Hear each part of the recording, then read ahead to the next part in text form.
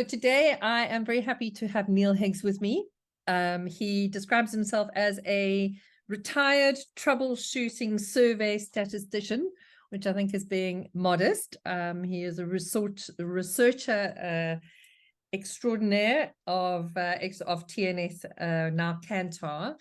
And one of the things he said is that when he did, as part of his job there, was to do PR and have to explain complicated concepts to people. And so his love of trying to unpack how you use numbers and how you actually use them to explain things to people was born.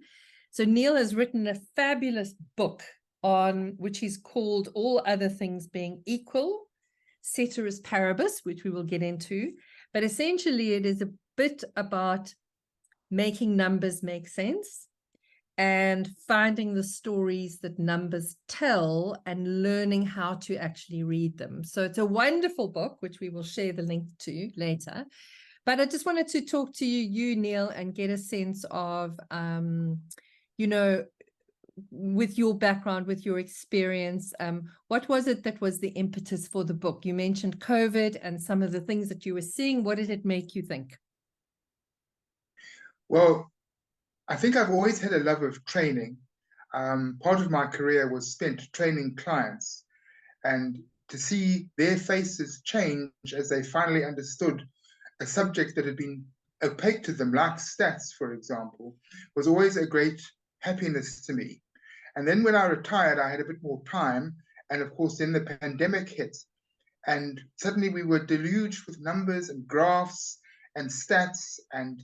And what concerned me were two things. One was that the communication of these numbers from the communicators was pretty terrible. So they didn't go and find the story, which meant that the people had to find the story themselves. And very often that story they found was wrong. And it's through no fault of their own. Our school system here doesn't make maths and numbers easy subjects, yet they are. Everyone is basically a mathematician, they just don't know it. And sometimes you've got to just release that's unknowingness and say, hang on, but you do know what's going on. So my impetus was started off in the pandemic to say, right, there's a misconception about X or Y or Z, and we can do something about that because it's not difficult to actually show. But you've got to start off gently, and you've got to start getting through the numbers so that you can, as you just said, the whole key thing about number communication and understanding numbers is getting the story behind them. Numbers have a story, and we want to be able to find it. Yeah, and I think what people will see when they go through your book is you've written it very playfully in a way, and you've put tons of really interesting examples. You've broken it down in really nice ways, and you've used Alice in Wonderland to demystify a whole lot of things. But I think that one of the things that you said that I wrote down here is that, that you and you've just mentioned it, that you would revel in seeing people see through the confusion and get those aha moments. And there were so many conflicting charts and statistics and things during COVID, and we were all in a place of fear. So I mean, it's an interesting trigger that you had that insight to say, actually, if people knew how to do this more easily, it actually could help people reduce their fear in a lot of ways. Correct. And I think what we saw was a lot of willful miscommunication. A lot of people exploited our innate inborn biases, because we all have those biases, but sometimes people exploit those. And if you know them, if you can see them coming, you suddenly think, aha, I've caught you. You're not going to catch me this time. I can see through what you're trying to do. But the trouble is that most people, when you say, did you like maths at school? They say, no, I'm no good at numbers. I was hopeless at maths. But they're trained to think that. They're actually not hopeless at maths.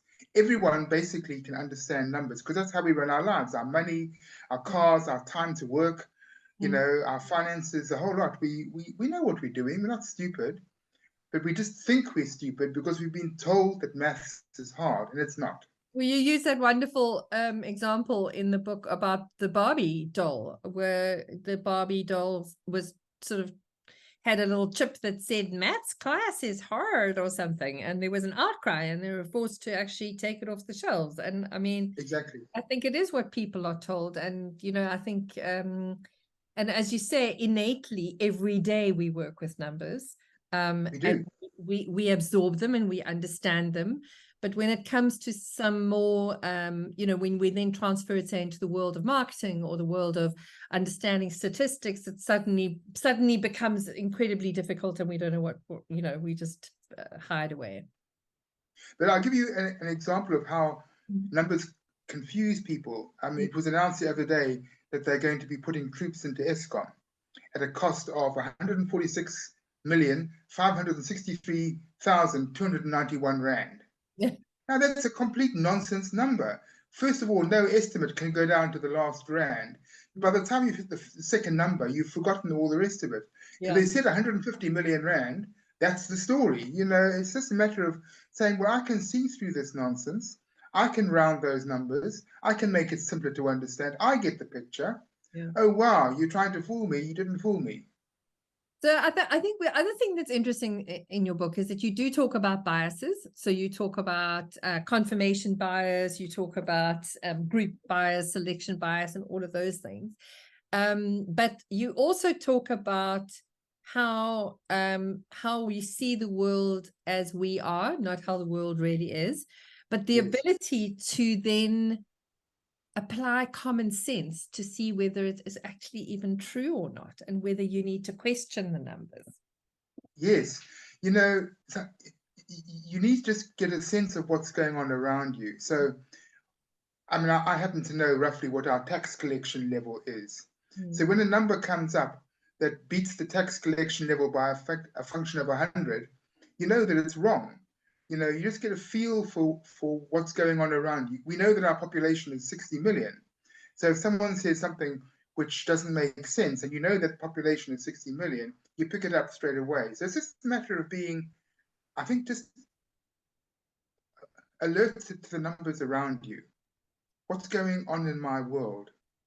So I thought the other thing I liked about the book was that you've written it in a way where you say you can dip in and out of it. So you've got chapters on all sorts of things like probabilities and understanding scale, and the one I thought was really useful to people is the research survey, just understanding the various aspects of what makes a good poll or not.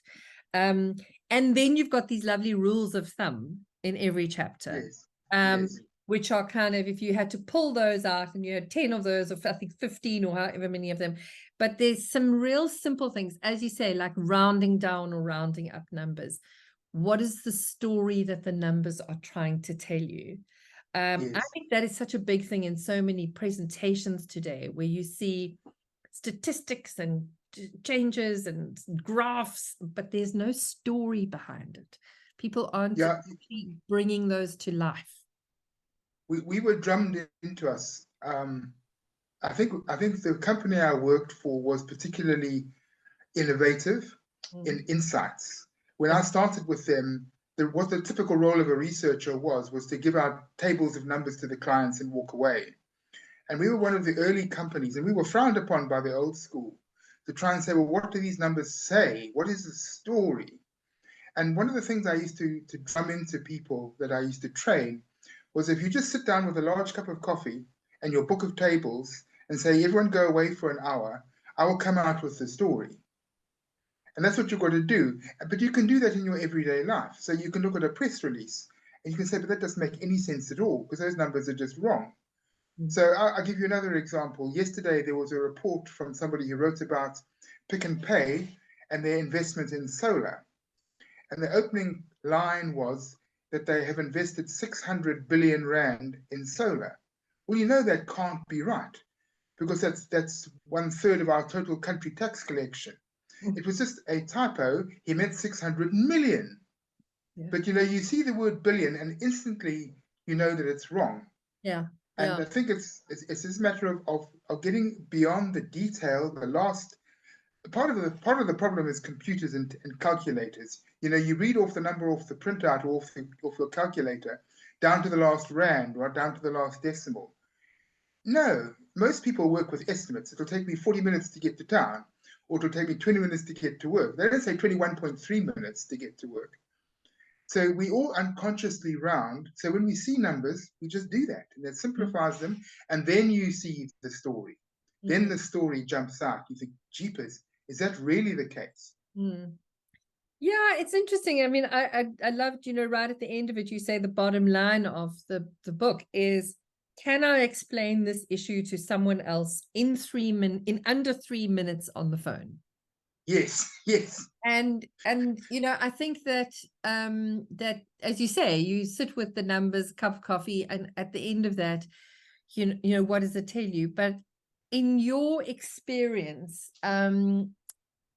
obviously training people that work with you, how did you feel the average understanding of the concepts you speak about was in the workspace? I mean, how well are people equipped to deal with the things that you talk about, predictions, biases, kind of scale growth? I mean, when they come to you as an intern or as a junior researcher, how good are they at these things?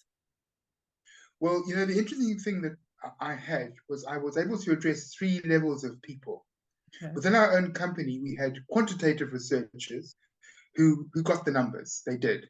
They just needed to have it sharpened and maybe a few things pointed out. And I would often say to them, one of the things I learned at university, I only fully realized about 3 years later. Suddenly it came home to me. And if I can give that to those people who've already been trained, that's one step. Then I would have qualitative researchers who were not interested really in numbers, but they had to have a basic understanding of numbers.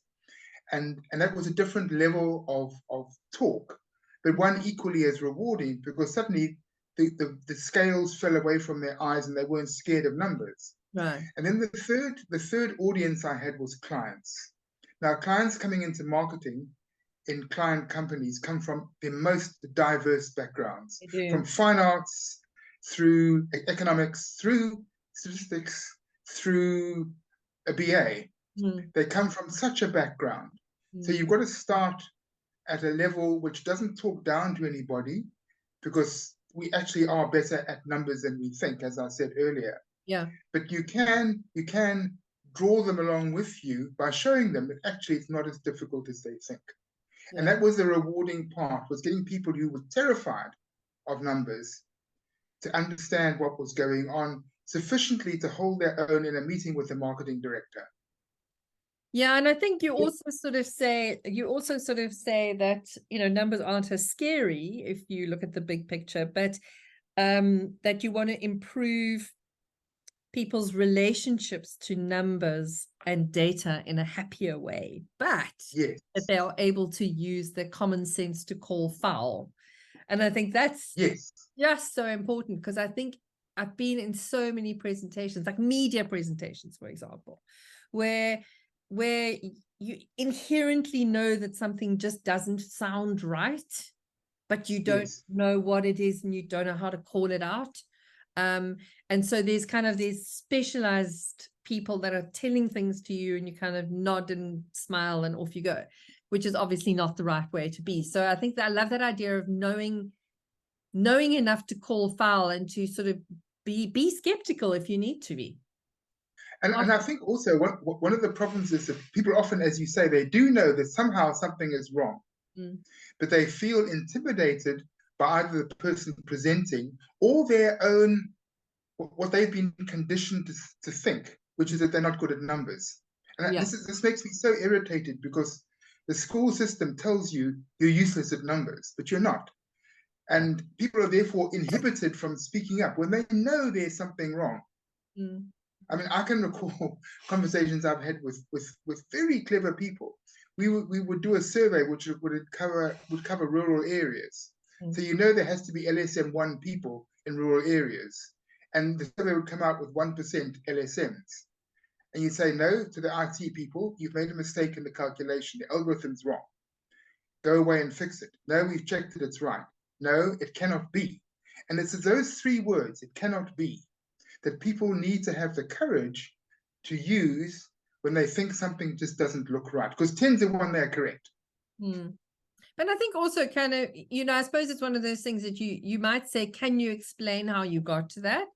But then they might explain it in a way that you don't understand or doesn't make sense. And I think one of the big issues, and you talk about the 3 C's of the statistical apocalypse that I love. Yes. Correlation, causation, and confounding. And I think in marketing, there's so much stuff where this correlation and causality gets kind of, mixed up and messed up. And, people land up drawing the wrong conclusions completely, or making assumptions. Or, as you say, anecdotes are not evidence. There's. Yes. Yeah. I mean, we saw that in the pandemic, that correlation is not causation came up everywhere. People would make links which were just completely wrong. Yeah. And they didn't understand that basic idea. You give that example, that aviation example that I saw floating around quite a lot. Can you explain it a little bit? I'll put the image in. Which is one with the aircraft being shot one with at. The aircraft with the wings, because I think it's such a great example. Yeah, it's quite a popular example. That it's a picture of a large aircraft with 2 engines, and it's got all bullet holes in it. But there are areas clearly where there are no bullet holes.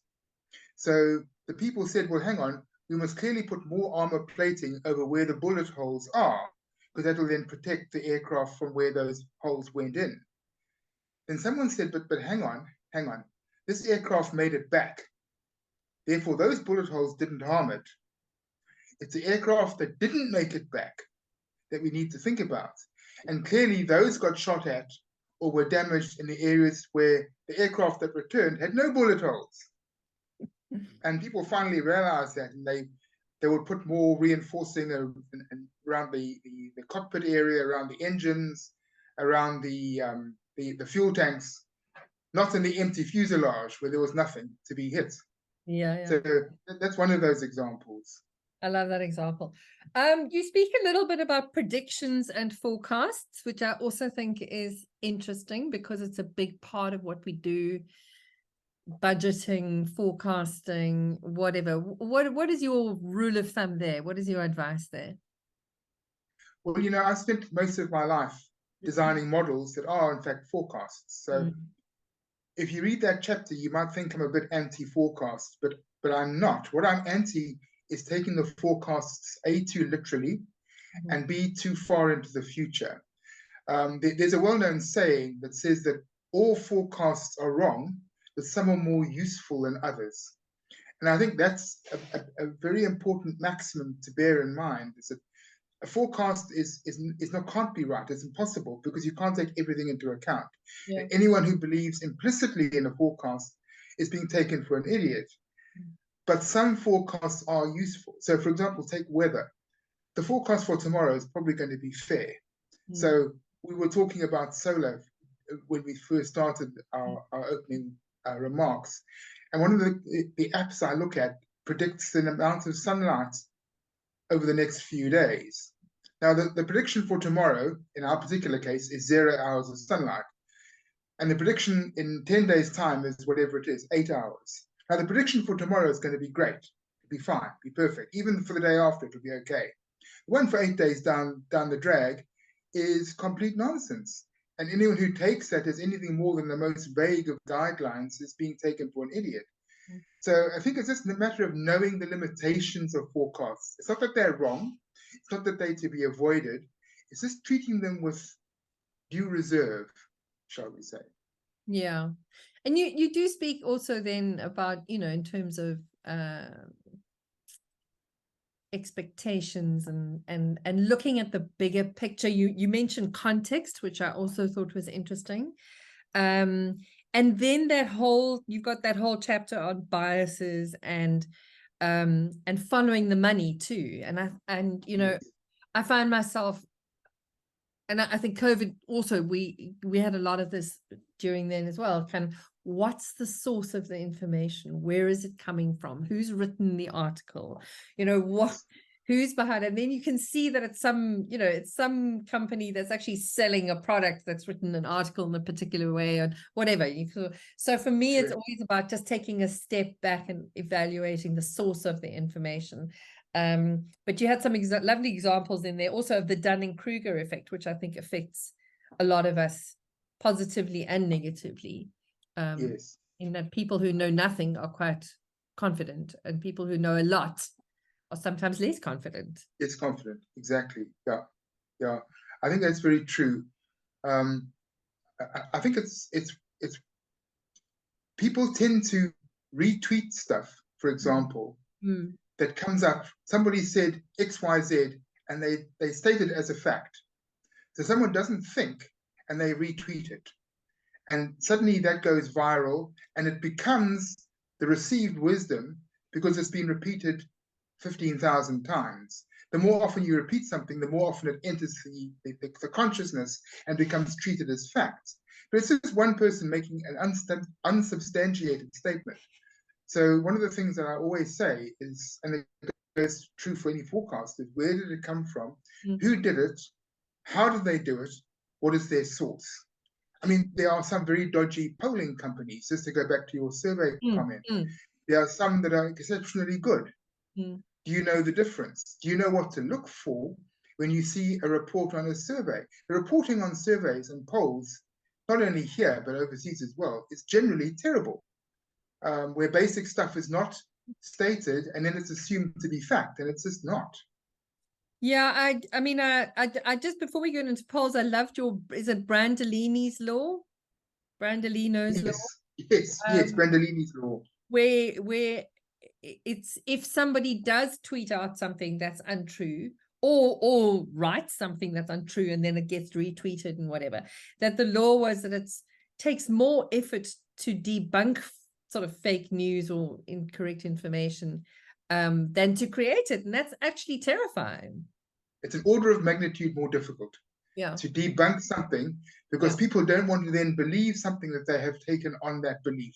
Yeah. Once you've taken a belief on, you've invested your energy in that belief. So someone comes along with facts and figures and says, but hang on, you don't believe it. Yeah. So it takes much more energy and telling the story again to turn them around. You know, if you can tell them the story of why they're wrong, they will believe you. They'll believe a narrative, but not without the story. So you need to have human that nature. story. You've got to admit that you were wrong, and people don't like to do that either.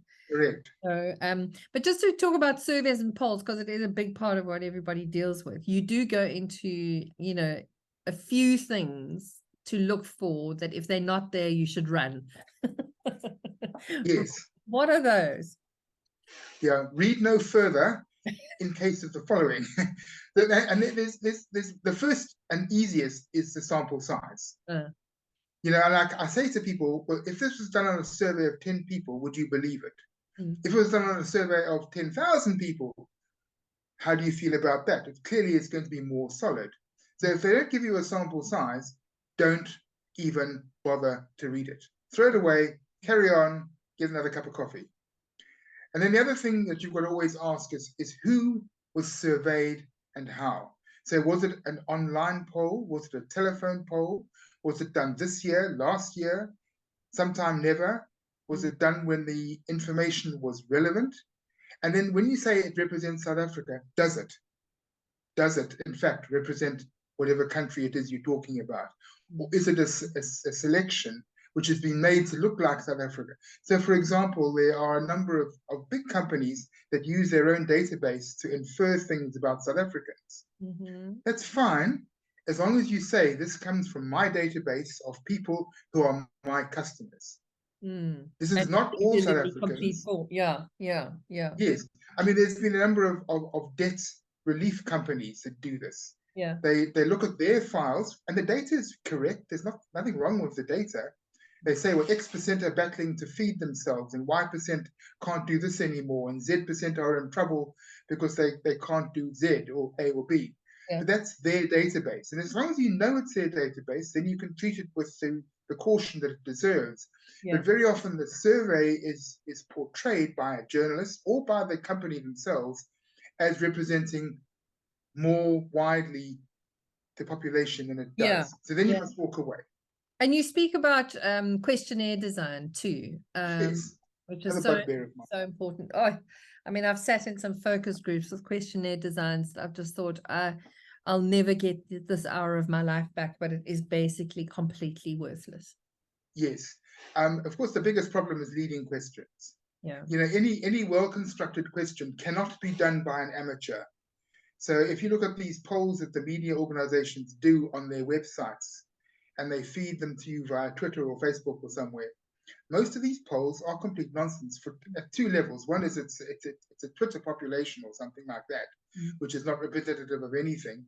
But then the question itself is leading, and any question's got two components. There's the lead into the question, how you frame the question, and the question itself. So even saying, you know, can you afford to eat? That's biased as anything. Can you afford to eat or not? That already puts the other side. Then you could be even better and say, well, some people can afford to eat, others cannot. How about you? Now people have got a choice of answers. But if you say, can you afford to eat? People think, oh, geez, can I afford to eat? And they answer, they don't realize that they're answering in a biased way themselves. They're not lying, but they're answering more in terms of the framing than in the content. You see it all the time, even on people who use things like SurveyMonkey, because unfortunately, those kind of self-administered polls designed by companies are done by amateurs. So they will start off by saying, have you heard of brand X? And your first instinct is to say, well, yes, I have. Maybe you haven't. Have you seen an ad for brand Y? I must have seen a brand for ad Y. It's all over the place. Yeah, I must have done. So you say yes. Maybe you haven't. So no, you know, I mean, yeah, questionnaire design is not for idiots, not for amateurs. I'm starting to get like hives at some of the thoughts, some of the research I've seen. But you mentioned that there's a code of conduct. What is that? What does that hold people accountable to? Or there's three components. Every reputable research company belongs to their country's governing body. In our country, it's SAMRA, South African Marketing Research Association, but there's associations in the UK, America, Europe, everywhere, Australia, you name it. They've all got these associations. And they are basically regulating. You subscribe, by joining the association, you subscribe to a code of conduct. And they're all pretty much the same. Our one is based on the one from Europe, from SMR. And it says that you as the researcher have certain obligations and rights. You as the client have certain obligations and rights. And also anyone who then disseminates a survey, i.e. the media, have certain obligations to all parties in terms of, is it being depicted correctly, truthfully, honestly, and so on. So there are codes, and if people break the codes of conduct, there are channels you can complain, people can be blacklisted, and that then means you don't get more work from clients. And we unfortunately we have a couple of research companies that are often in the media who are very dodgy. I'm not going to name them, obviously, who flout these rules all the time. really? And you ask questions about what they did, their methodology, their sample, their sampling, their question, and you get the runaround. You get an arrogant put down. I do see you on Twitter poking people quite often. I'm afraid so, yes. I can't resist.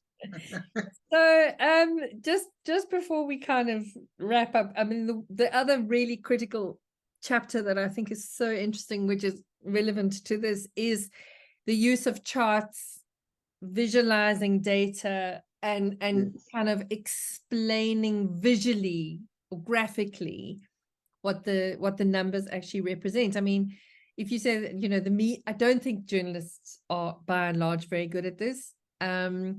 But I mean, I think also I've seen things work-wise. I think that this chapter would benefit people in a great way, because it is what you are trying to do in presentations. You're trying to make things easy for people to understand. And you've got some great examples there of different types of charts and types of visualization that are not charts. And yeah, I mean, that's a really handy one.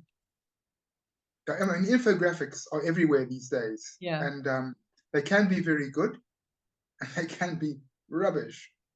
Yeah. Basically, it's like the story behind the numbers. You want to be able to tell a narrative, and a chart should give you a simple story, quick to understand, that tells you the story. Yeah. If you can't see the story in a chart, it's failed. So, I mean, we sort of covered this in the beginning, but who is this book for? Who would you like to read it? At one level, it's for everybody. That's obviously simplistic. It started off at being aimed at people who are frightened, or have been told they're useless at numbers, or they can't do maths, or they're frightened of maths because that's how they've been conditioned. That's where I started off. As I went on and through it, I realized actually there's a message for communicators as well. So that could be an executive in a company putting out whatever they want to do in their press release, which of course I had experience of myself. Or could be a journalist picking up a press release who doesn't challenge what's in the press release, and should, because they themselves just do a copy-paste exercise. And what they should be doing is looking at the numbers and saying, but hang on, and then weaving that into a better story for their readers or their viewers. So it's aimed at two levels of people: ordinary users of data, which is all of us, especially those who think they can't do it. And then it's also aimed at communicators who may well be numerate, but are not particularly good at explaining that to others. And then finally, of course, linked to that is journalists who just copy and paste without questioning. Yeah. I mean, you say in your in your wrap up of what your objectives were, you also say that you want to sensitize people to specialist areas. And you do go into probabilities and things that maybe are a little bit more complex, but it's that ability to not be scared of it, firstly, and to be mindful of the bias, and to be able to question. I think that for me is what is so valuable. If you can look at something and say, but either I don't understand, explain it again, and there's no shame in that. I do that all the time. I tend to use my age as an excuse. I would say I'm old, slow down, I didn't understand that. But anyone, if you're not happy with something that you're being told, stop, challenge. But people don't have that confidence. So if you can gain that little bit of spark of confidence from this book, I'll be delighted. Yeah. You can put your hand up and say, foul, I don't understand that. Yeah. I don't necessarily disagree, but I don't get it. Explain it again. Explain it. Feynman, the physicist Feynman had a famous technique. He said, read up all about a subject, explain it to somebody, reread it, now teach it to a 5-year-old. Yeah. And that's what I mean in my book, where I say, can you explain this over the phone to someone in 3 minutes? Yeah. Because if you can, you've got it. Yeah. So just you say in the beginning, you talk about Ceteris Parabis, and then you say, I'll explain that in a bit. Can you tell us what you mean by that, Ceteris Parabis, and why you use it in the headline? Yeah, it actually occurs in many parts of the book. I bring it up again and again and again. Yeah. And it's the basic principle, are all things equal?